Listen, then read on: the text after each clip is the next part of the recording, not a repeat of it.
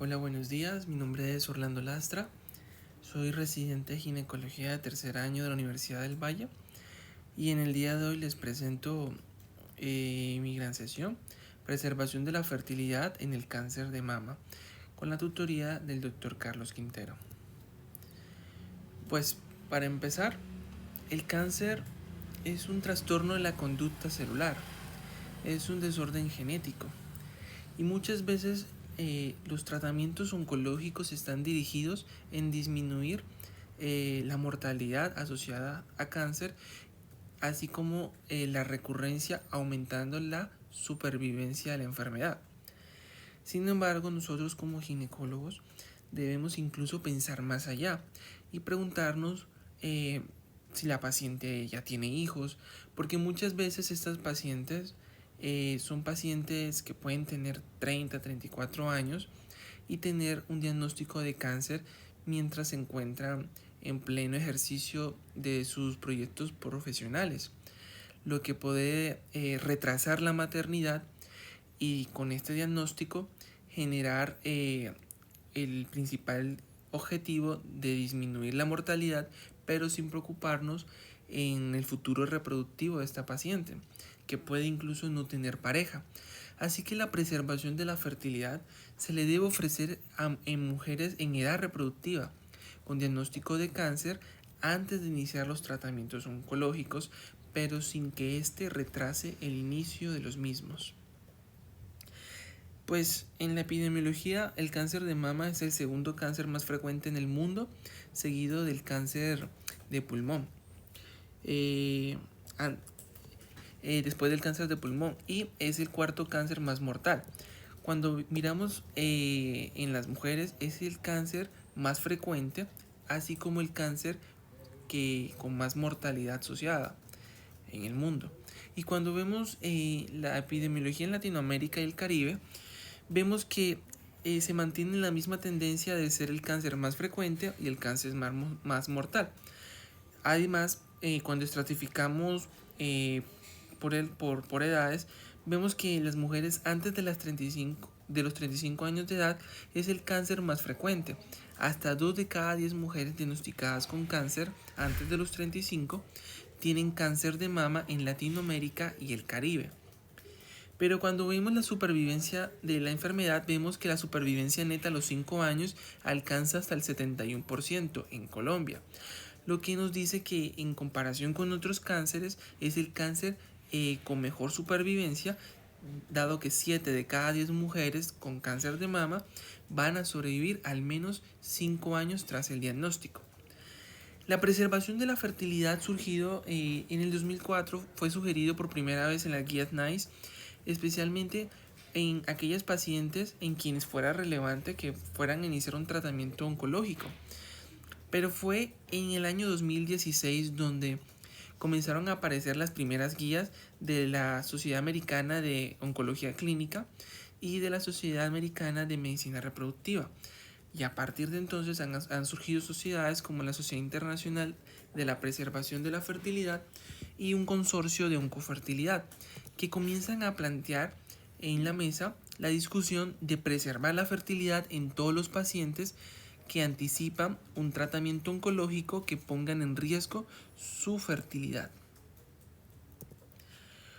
Cuando nosotros vemos las pacientes en Colombia, son pacientes que se asocian por lo menos 8.596 casos nuevos de cánceres anuales en nuestro país, de los cuales el 53% son cánceres en mujeres, y de estos cánceres vemos que el 17% se van a presentar en mujeres entre 15 a 44 años, lo que significa que 1 de cada 5 mujeres diagnosticadas con cáncer está en edad fértil.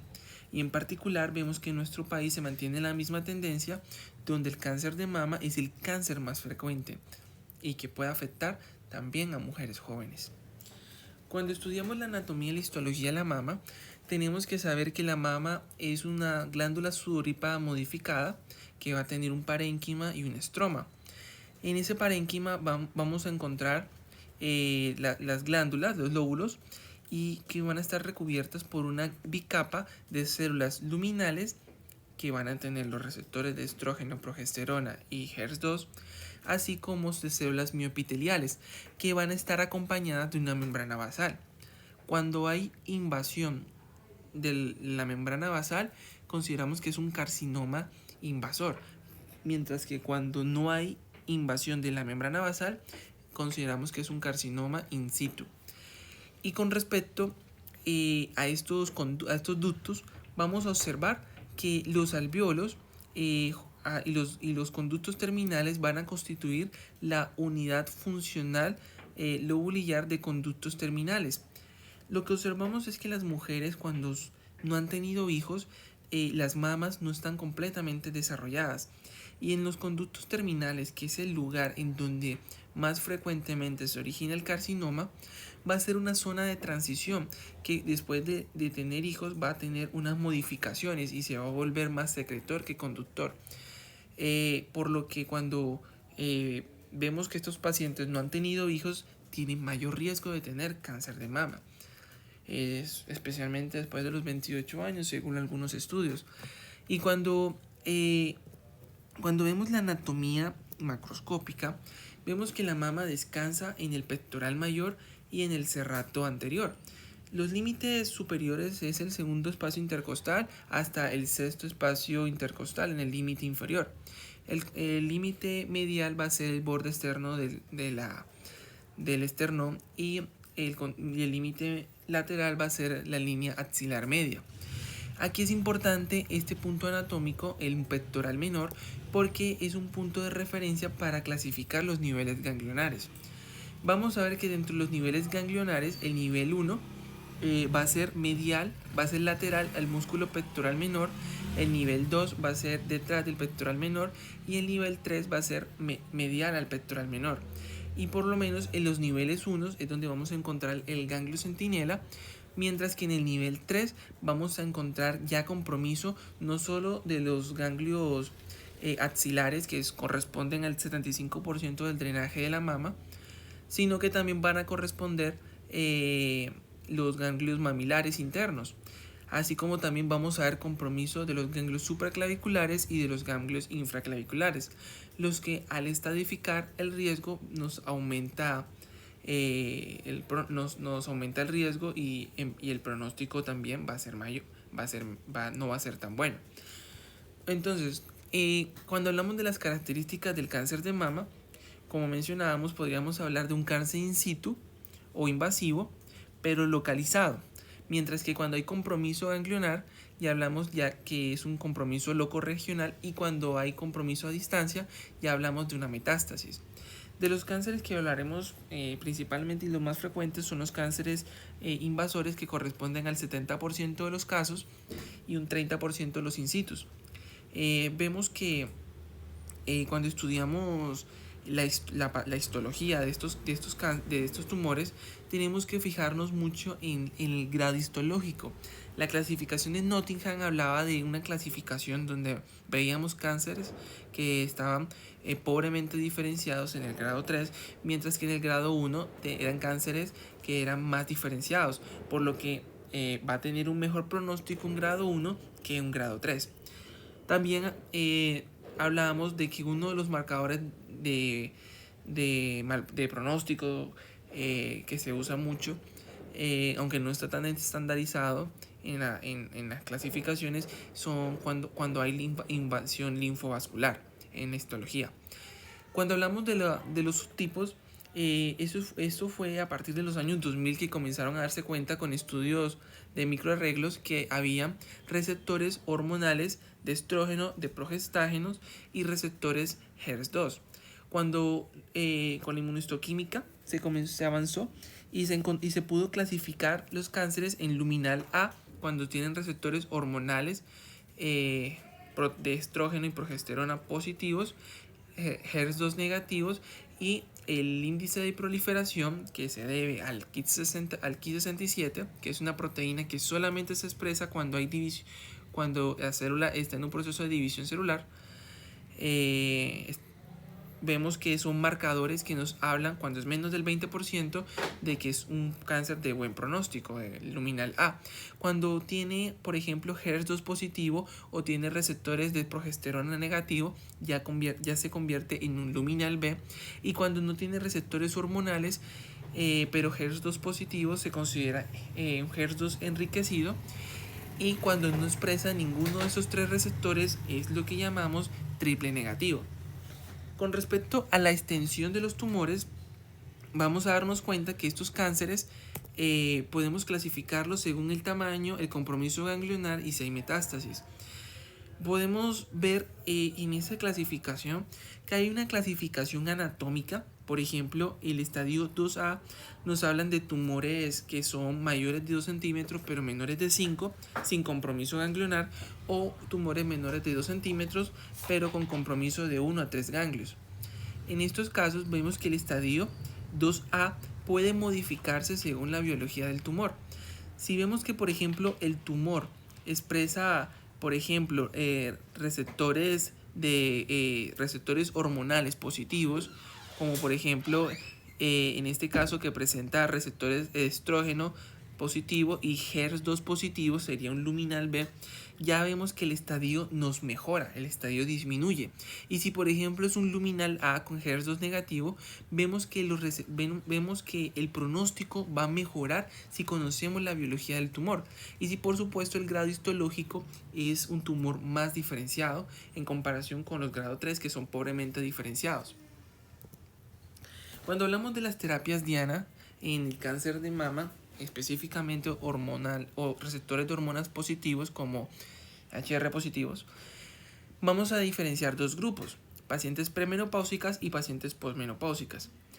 Las pacientes premenopáusicas son pacientes que tienen un ovario que está funcionando, un ovario que con la estimulación de la FSH va a producir estrógeno, por lo que los inhibidores de la aromatasa aquí no serían útiles, dado que al disminuir los niveles de estrógeno periféricos se va a censar como una retroalimentación positiva para que genere un aumento en la producción. ¿Y esto qué conlleva? Conlleva a que aumenten los niveles de estrógeno, por lo que la única forma sería inhibir el eje utilizando los agonistas de la GnRH en pacientes premenopáusicas. Pero en pacientes posmenopáusicas esto no es necesario, dado que estos pacientes no tienen un ovario que produzca estrógenos, por lo que los inhibidores de la aromatasa se pueden utilizar. Con otros tratamientos vemos el tamoxifeno, que es la base del tratamiento en cáncer de mama HR positivo históricamente, y otros tratamientos como el fulvestrant, que son tratamientos especialmente en las metástasis, en la enfermedad residual. O ya comenzamos a hablar de terapia farmacogenómica, cuando con estudios genéticos podemos determinar que estos pacientes se pueden beneficiar de algunos medicamentos como los inhibidores de la proteína quinasa 3 o incluso otros tratamientos más dirigidos a inhibir el ciclo celular como la CDK4/6, que nos detiene el ciclo al impedir que la llave que permite el paso de la fase G1 a la fase S pueda realizarse. Entonces son medicamentos que ya actúan incluso adentro a nivel nuclear, en el ciclo celular.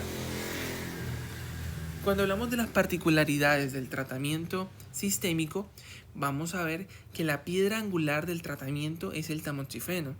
Y es que en el metaanálisis del 2011 publicado en Lancet, en este metaanálisis lo que se encontró es que el uso del tamoxifeno durante 5 años, en comparación de no darlo, se asoció con una disminución del riesgo de muerte hasta de un 30% y a un riesgo del menos casi del 40% de recurrencias, por lo que ha sido el tratamiento estándar.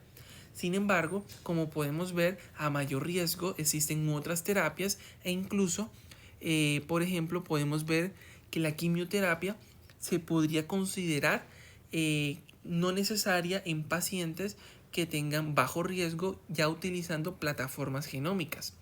Además, cuando las pacientes expresen receptores para BRCA, ya podríamos utilizar otros medicamentos como los inhibidores del PARP, que en los estudios, por ejemplo en el Olympia, ha mostrado buenos resultados, especialmente en pacientes jóvenes.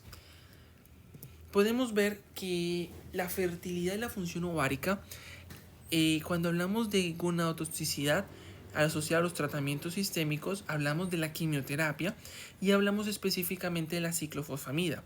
La ciclofosfamida, que es un alquilante cuyo mecanismo de acción, al igual que los de los platinos, es generar enlaces cruzados inter e intrahebra, con la diferencia que utilizan grupos alquilo, a diferencia de los platinos que utiliza el platino. Estos medicamentos se van a asociar con mayor gonadotoxicidad, hasta de más de un 40% en mujeres, hasta un más de un 80% en mujeres mayores de 40 años y entre un 20 al 80% en mujeres mayores en mujeres entre 30 a 39 años. Lo que sucede es que este es el medicamento por excelencia. Las antraciclinas y los taxanos se han asociado, pero principalmente la ciclofosfamida.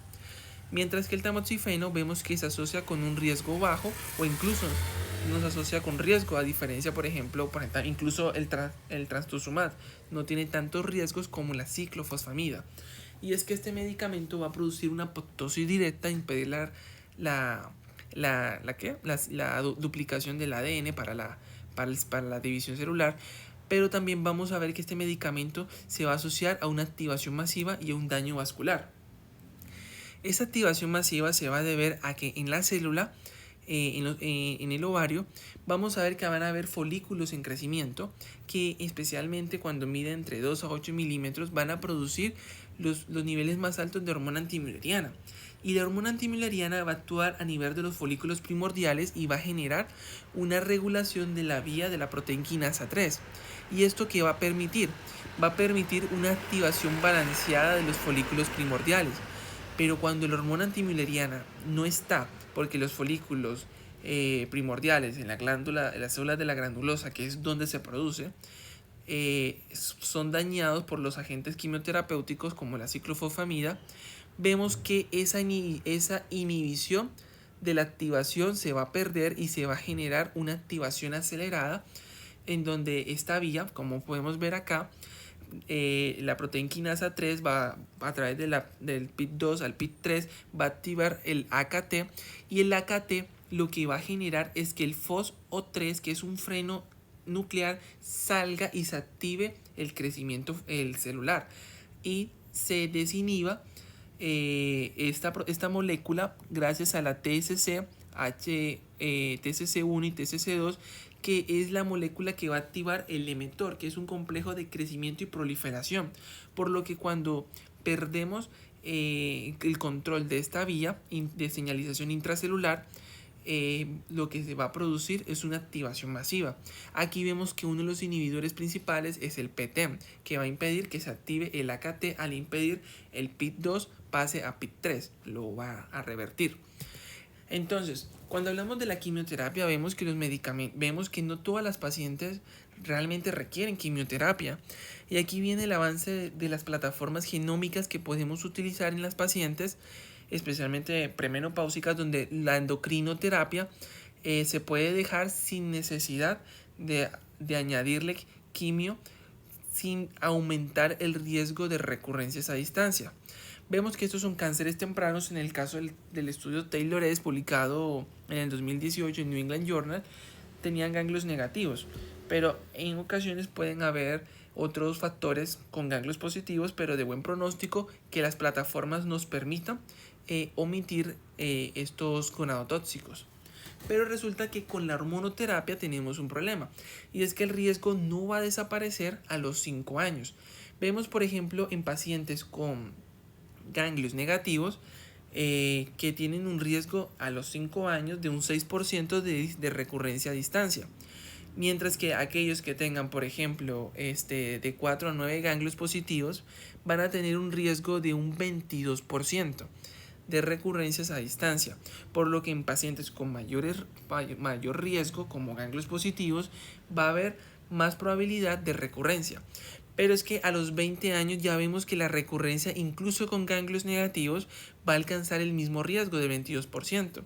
Por lo que han surgido estudios como el estudio Atlas y el estudio Aton en el 2013. El estudio Atlas, publicado en Lancet, que mostró que cuando nosotros damos el tamoxifeno no por 5 años, sino por 10 años, ese ensayo clínico comparado con placebo de 12.000 pacientes mostró que en un seguimiento de 7.6 años, cuando dábamos el tratamiento por 5 a 9 años, no habían diferencias significativas en recurrencia ni mortalidad. Pero cuando lo dábamos por más de 10 años, ya encontrábamos que había una disminución de hasta un 25% de la recurrencia y hasta un 29% en la mortalidad. Por otra parte, surgieron los estudios SOF y los estudios TEST, que son estudios publicados en el 2017, son ensayos clínicos que querían estudiar en términos de intervalo libre de cáncer de mama al utilizar el tamoxifeno comparado con el tamoxifeno más supresión de la función ovárica, o combinar comparar el tamoxifeno versus los inhibidores de la aromatasa con supresión de la función ovárica.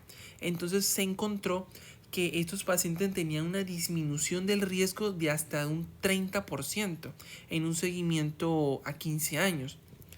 Entonces, con la fertilidad y la función ovárica, vamos a encontrar en este algoritmo que una paciente que tiene diagnóstico de mama y tiene un alto riesgo de riesgo de infertilidad, son pacientes que podemos sugerir en caso de que haya tiempo, es decir, un intervalo de 2 semanas al menos, para hacer una estimulación ovárica que puede ser con o sin letrozol, para criopreservación ya sea de ovocitos o ya sea de embriones. Y si no tenemos un intervalo de 2 semanas, lo que haríamos es hacer una criopreservación del tejido ovárico y luego la paciente inicie su quimio, pero durante su quimio reciba análogos de la GnRH. ¿Por qué? Porque si bien incluso si la paciente no tuviera deseo de fertilidad, los múltiples estudios han encontrado que el uso de agonistas de la GnRH comparado con el grupo control va a tener una disminución de la probabilidad de hasta de un 62% de insuficiencia ovárica comparado con solamente administrar la quimioterapia.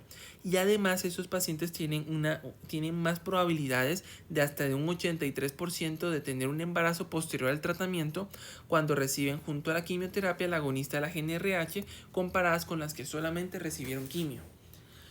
Eso es un estudio, un ensayo clínico aleatorizado que nos mostró que cuando las pacientes se usaba la quimio más el agonista de la GnRH en un seguimiento a 4.1 años, como resultado primario, la tasa de falla ovárica disminuyó una probabilidad de hasta un 70% de disminuir la tasa el riesgo de la probabilidad de falla ovárica prematura en comparación con no utilizar agonistas, sino solamente administrar la quimioterapia. Y también se observó en este estudio que también la probabilidad de un embarazo después tenía diferencias estadísticamente significativas. Y así han habido varios estudios. En este metaanálisis de ensayos clínicos aleatorizados, lo que se buscó con 837 pacientes era determinar la tasa de insuficiencia ovárica prematura y de embarazo posterior al utilizar los agonistas de la GnRH en comparación con solamente dar la quimioterapia. Y lo que encontró en términos de insuficiencia ovárica es que efectivamente disminuía el riesgo de hasta un 63% y también había un aumento de la probabilidad de hasta un 82% de tener un embarazo posterior. Sucede que este metaanálisis, como ven, fue realizado con este mismo estudio, incluyendo también el PROMIS, que fue un estudio con triptorelina. Este fue un estudio con goserelina. Estos estudios no tenían como resultado primario el embarazo posterior, tenían como resultado primario la falla ovárica prematura, por lo que el resultado primario, cuando se diseña un ensayo clínico, se calcula un tamaño de muestra para el resultado principal, no para los resultados secundarios. Así que han habido estudios en donde se compara se compara que hay más que podemos encontrar un beneficio, pero son resultados exploratorios, más que ensayos clínicos dirigidos específicamente para eso. Todo esto genera una incertidumbre de si realmente estos agonistas sirven o no sirven para preservar la fertilidad. Y aunque hay sociedades que las recomiendan para preservar la fertilidad, existe mucha controversia. Por otra parte, vamos a encontrar otros estudios ya en el rango de experimental, como la hormona antimileriana recombinante. Eso es un estudio en ratones donde ellos querían saber si aumentar la expresión de la hormona antimileriana mejoraba los folículos primordiales cuando se hacía un trasplante, y cómo se comportaba cuando se daban tratamientos como quimioterapéuticos. Y lo que se encontró, este es un ovario sin aumento de la expresión de la antimileriana, y este es con aumento de la expresión. Vemos que son ovarios más pequeños, y vemos que los folículos primordiales aquí, como vemos en estas gráficas, son bastante abundantes, pero los folículos secundarios, las gráficas negras muestran los ovarios que no recibieron esa sobreexpresión. Vemos que aquí es normal, pero acá los folículos primordiales ya tenemos solamente algunos primarios y casi ningunos secundarios ni antrales. Pero cuando nosotros hacíamos un trasplante de un ovario de un ovario a otro ratón, encontrábamos que estos folículos primordiales se mantenían. Es decir, no se gastaban ni se agotaban como veíamos antes, porque la hormona antimileriana permitía que la reserva ovárica se mantuviera. Y por otra parte, al utilizar tratamientos como quimioterapéuticos, se encontró que también había 1.2 veces, en el caso de la ciclofosfamida, de folículos primordiales en comparación con los que no recibían, con los que no tenían ese aumento de la expresión de la hormona antimileriana, lo que podría sugerir como un tratamiento no solamente para la preservación de la fertilidad, sino para evitar esa activación acelerada que ocurre cuando se trasplanta tejido ovárico. En términos de función ovárica, de fertilidad, tenemos que destacar el estudio POSITIVE. El estudio POSITIVE fue un estudio publicado en el 2013 en el 2023 en New England Journal, en donde tenían dos brazos: un brazo de intervención, 516 pacientes, y un brazo de comparación en base a la base histórica. Es decir, ellos solamente buscaron pacientes que iban a intervenir, y las compararon con los estudios SOF y los estudios TEST. Y lo que hicieron es que a estos pacientes que tenían un cáncer que manejo con hormonoterapia y ya habían recibido el tratamiento por al menos 18 a 30 meses, se los suspendieron por 3 meses, dejaron como un periodo de gracia también para disminuir el riesgo de teratogénico del tamoxifeno, y se le dejaron 2 años a las pacientes para que quedaran embarazadas. Ellos lo que querían saber era si hacer esa pausa no aumentaba el intervalo libre del cáncer de mama. Y luego, cuando la paciente tuviera a su hijo a los 2 años, se le reiniciaba el tratamiento dependiendo del esquema, si se lo daban por 5 a 10 años. Estas pacientes, algunas recibían tamoxifeno, otras recibían los agonistas de la GnRH junto a los inhibidores de la aromatasa. Entonces, ¿qué encontraron?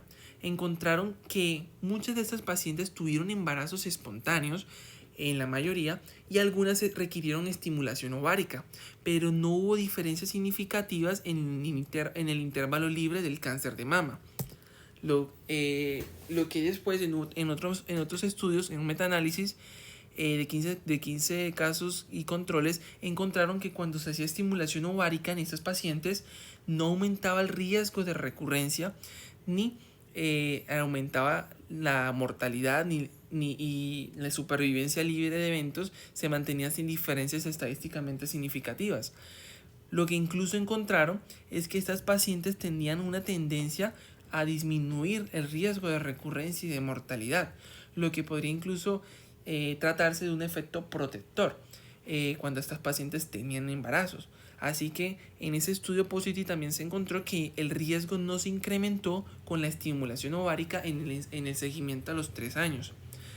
Y con respecto a esa estimulación ovárica, existe la preocupación de que los ovarios, como se produce muchos estrógenos, aumente el riesgo de recurrencia o aumente el riesgo de mortalidad.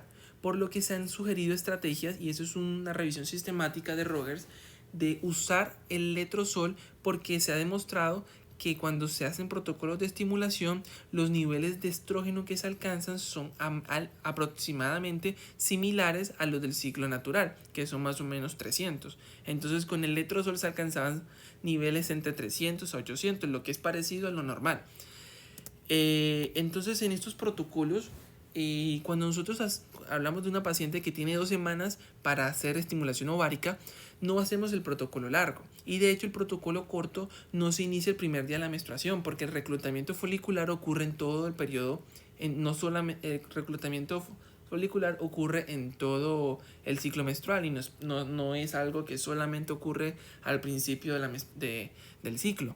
Por lo que nosotros, cuando tenemos estas pacientes, iniciaríamos las gonadotropinas, como por ejemplo una FSH o una FSH más una LH, recombinante, y administraríamos el letrozol, y luego colocaríamos los antagonistas de la GnRH cuando el folículo alcanzara entre 12 a 14 milímetros, y evitáramos de esta manera que se diera el pico endógeno de LH para poder estimular a todos los folículos posibles.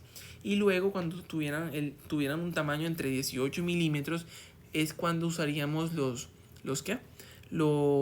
agonistas de la GnRH para que ese pico, ese flare que produce el agonista, no genere tanto aumento de los estrógenos, sino que permita que se mantengan los niveles bajos, y a las 36 horas haría la aspiración cuando se ocurra la maduración de este ovocito.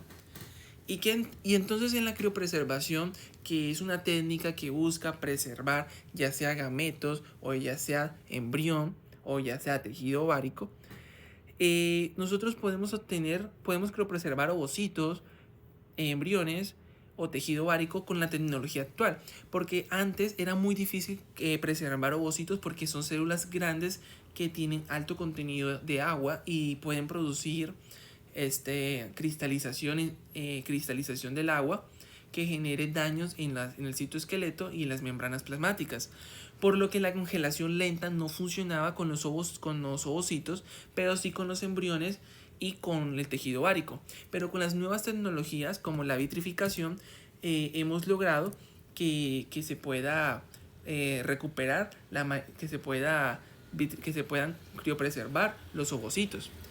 Pero ahora, cuando nosotros hablamos de cómo sabemos que cuántos ovocitos son necesarios para garantizar al menos un nacido vivo, este es un estudio de Goldman, que es un estudio ellos quieren hacer una herramienta predictiva para saber dependiendo de la edad de la paciente, cuántos ovocitos necesitan para garantizar un 75% de probabilidades. Y en un paciente, por ejemplo, eso es una línea roja, en paciente de 34 años, vemos que tendrían que preservar al menos 10 ovocitos para garantizar un 75% de probabilidad de éxito.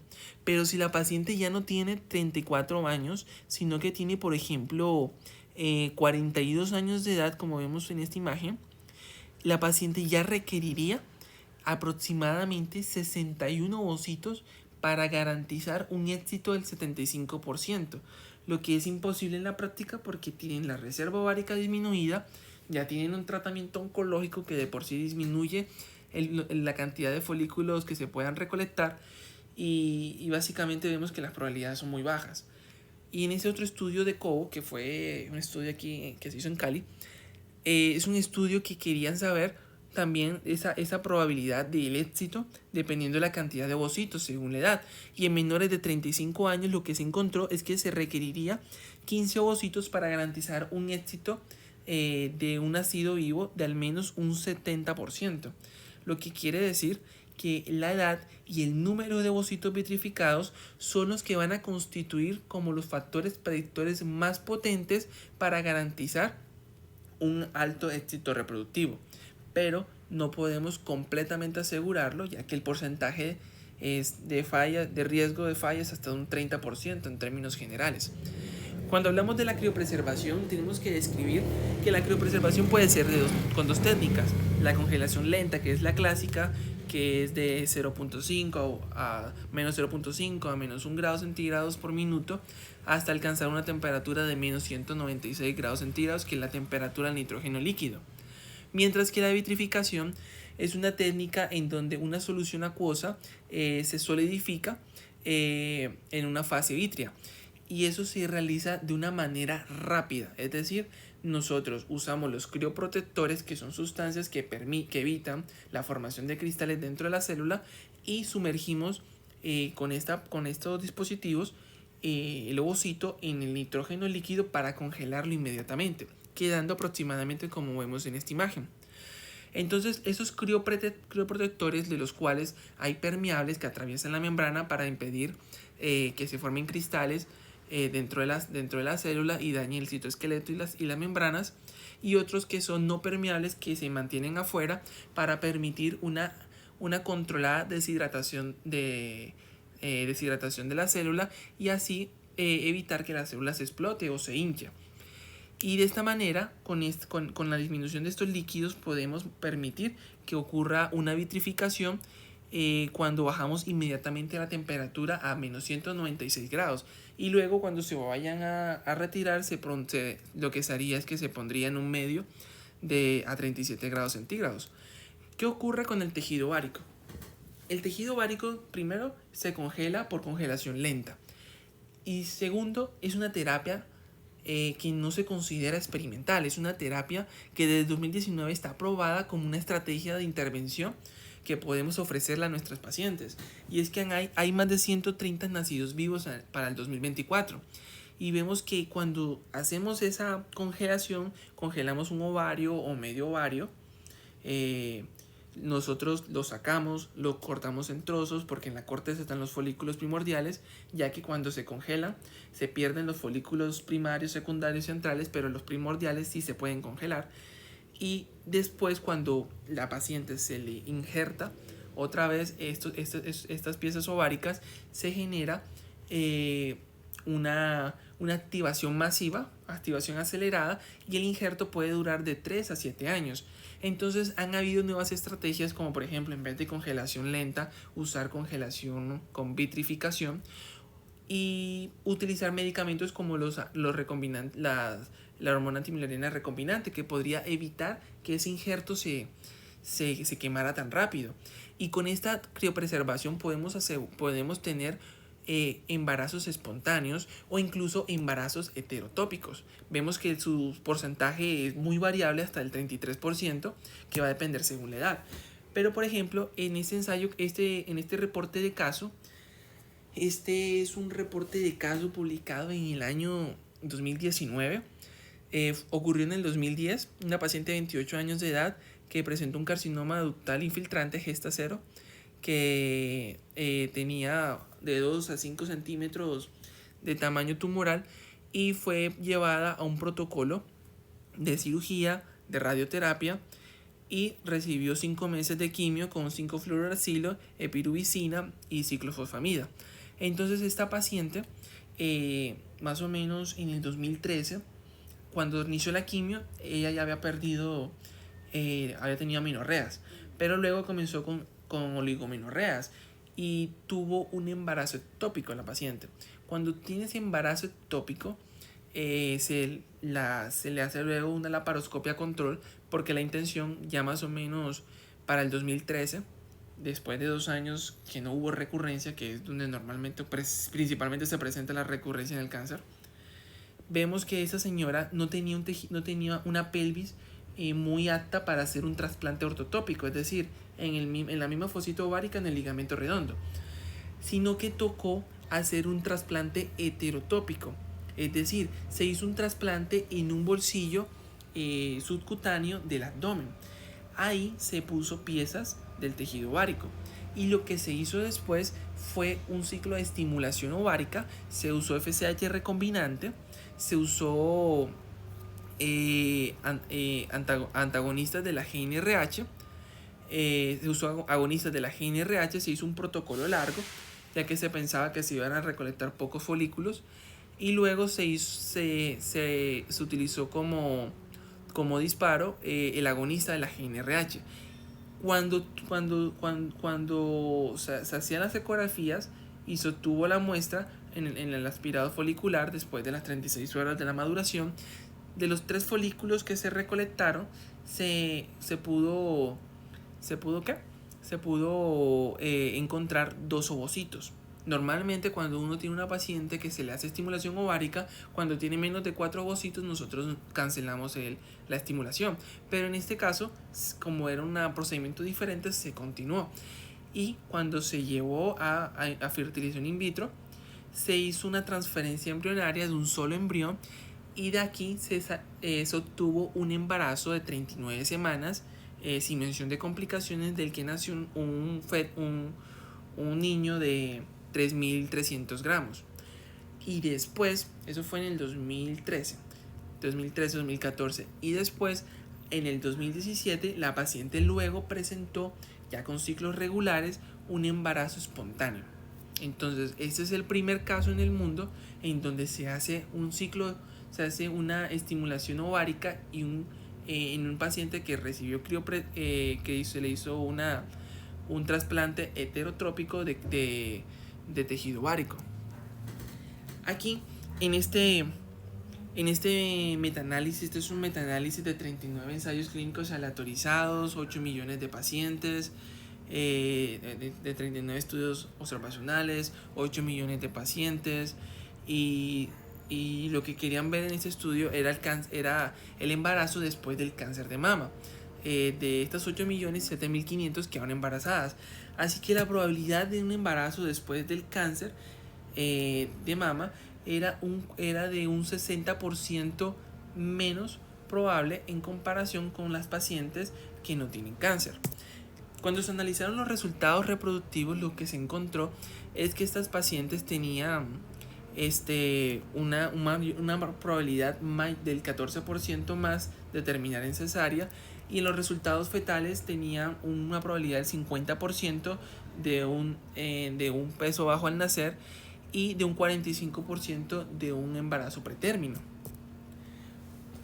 Y ahora, cuando se estudiaron los desenlaces de la madre, en la supervivencia libre de la enfermedad, en el resultado global, lo que se observó es que hubo una disminución del riesgo de hasta de un 32% en pacientes que tenían cáncer de mama y quedaron embarazadas después, en comparación con las que tenían cáncer y no quedaron embarazadas. Adicionalmente, la supervivencia global también se observó una disminución del riesgo de hasta un 37% en pacientes con cáncer de mama que quedaron embarazadas, comparado con las que no quedaron con cáncer de mama que no tuvieron un embarazo. Lo que podría sugerir no solamente que quedar embarazada después del cáncer no aumenta el riesgo, sino que incluso podría tratarse de un efecto protector. Para concluir, básicamente se debe ofrecer tempranamente la preservación de la fertilidad en pacientes en edad fértil con cáncer de mama, y en general en todos los cánceres. Y si bien es bastante irónico y trágico que una neoplasia que se origina de un órgano tan expuesto y fácilmente accesible siga produciendo tantas muertes. La preservación de la fertilidad vemos que representa la conservación del potencial reproductivo, pero no va a garantizar el éxito reproductivo en el 100% de los casos. Y como ya dijimos, va a depender mucho de la edad de la paciente y el número de ovocitos vitrificados. Y finalmente, debemos saber que este procedimiento no debe interferir ni retrasar el inicio del tratamiento oncológico. Si tenemos 2 semanas de tiempo, podemos estimular y obtener folículos, tener ovocitos o embriones. Y si no tenemos 2 semanas de tiempo, podemos hacer criopreservación de tejido ovárico y siempre agregar durante el tratamiento quimioterapéutico, si lo requiere, los agonistas de la GnRH. Gracias.